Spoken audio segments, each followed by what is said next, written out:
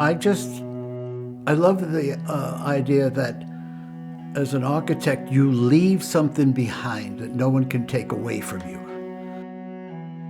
I don't do this for self-gratification. I really don't. I've done a lot of work all over the world, and I hope I leave something behind that I've contributed, and they're looked upon favorably. Architecture is forever.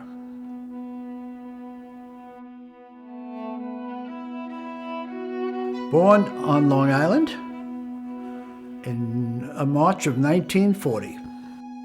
Working family with some relationship to construction. And my father passed away. I was 8 years old. So my uncle was trying to convince me to go to engineering school. I didn't want to. I wanted to go to architectural school. So I received a scholarship and went to Pratt Institute for my undergraduate. They're considered one of the finest art schools in the country, and they treat architecture as art. That was very, very important because I strongly consider architecture an art form. I had every job known.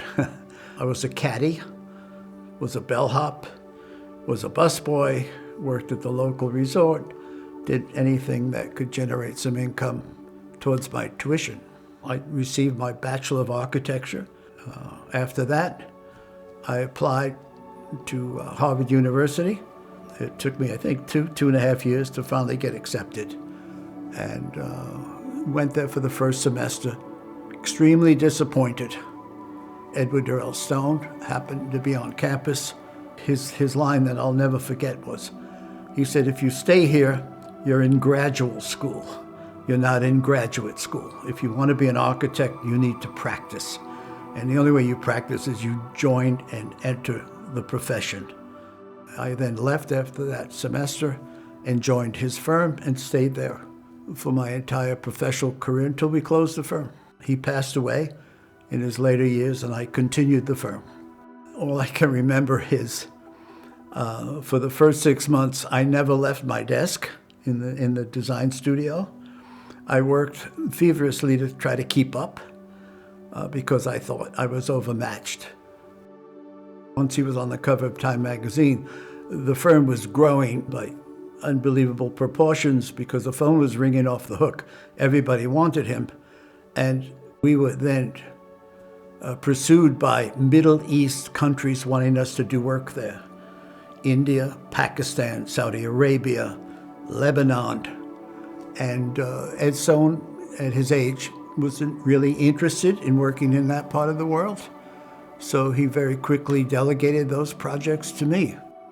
But some of it was very, very good. We received not less than 5 gold medals from the American Institute of Architects. We did various projects throughout the world.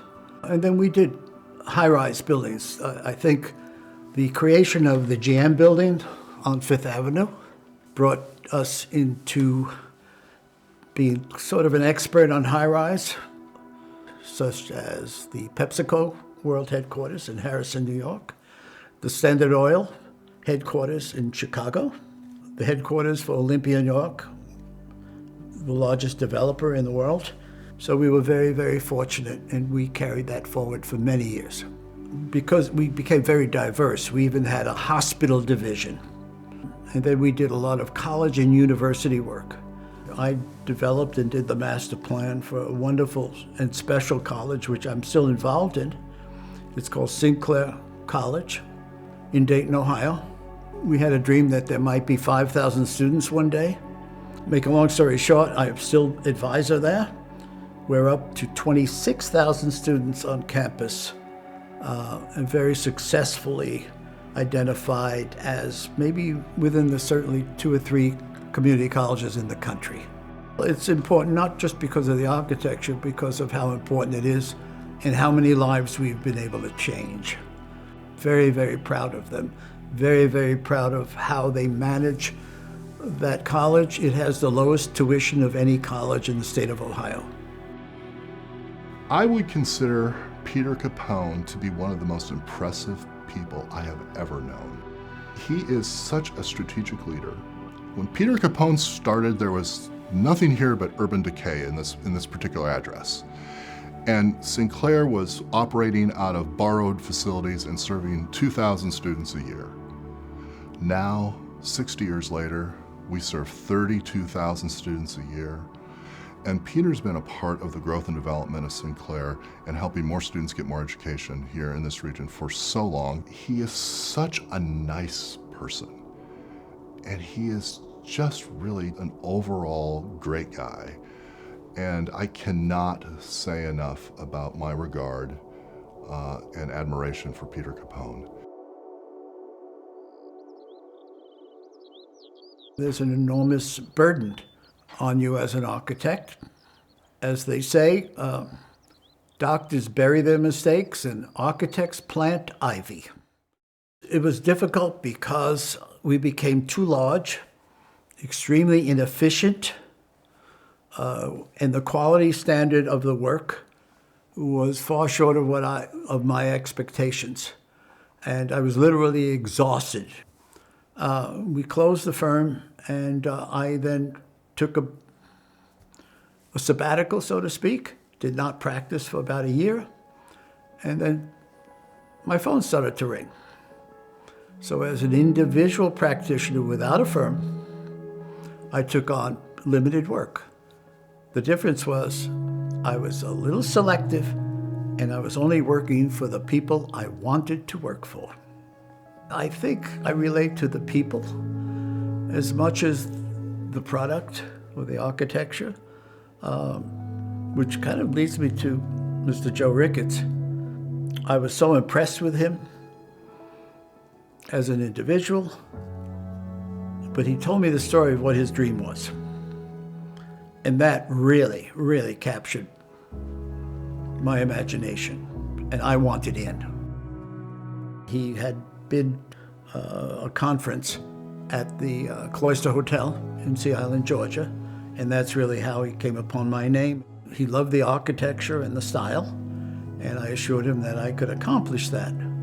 He made it clear that this was going to be the center of this complex, which would have many other architects working on several other pieces, but they were the residential pieces, but everyone would be drawn back to the main building. This would be the social center. This is where the week would start. This is where the first reception would take place. And this is where people would come throughout the week. So it was a very, very important responsibility that I took on. It's important to me that when people walk into a building that I've designed, they smile and they feel good. The building should open up as you walk into it, and it should be a welcoming. The reality is, I'm in Omaha, Nebraska. It's not always warm in Omaha, Nebraska, so we wanted to have attractive interior spaces for meditation, for relaxing. So I developed a garden, an interior garden for that purpose. That waterfall can be very animated with lots of sound and splash, or could be reduced to a trickle for meditation. The central atrium that is the collection area. So when you have all of the residents here at one time in this building, it is a double high space, natural light brought in with skylights and clear stories around the edges. And it should be a space that everyone feels comfortable and happy in. I definitely wanted to be involved. I believe 1,000% in the mission. And so it was a really exciting phone call. So Peter Capone and I got involved. My first visit to Omaha to meet Mr. Ricketts was in the middle of a blizzard, and it was a real highlight of my life to meet him and to hear his vision. He's an incredible man with an incredible faith. It's a really meaningful project. It's not just another hotel. It's not just another commercial enterprise. It's something that's going to live for many, many generations and affect thousands of people, so I was really pleased to be a part of it because of that. It was very personal. I related to the man.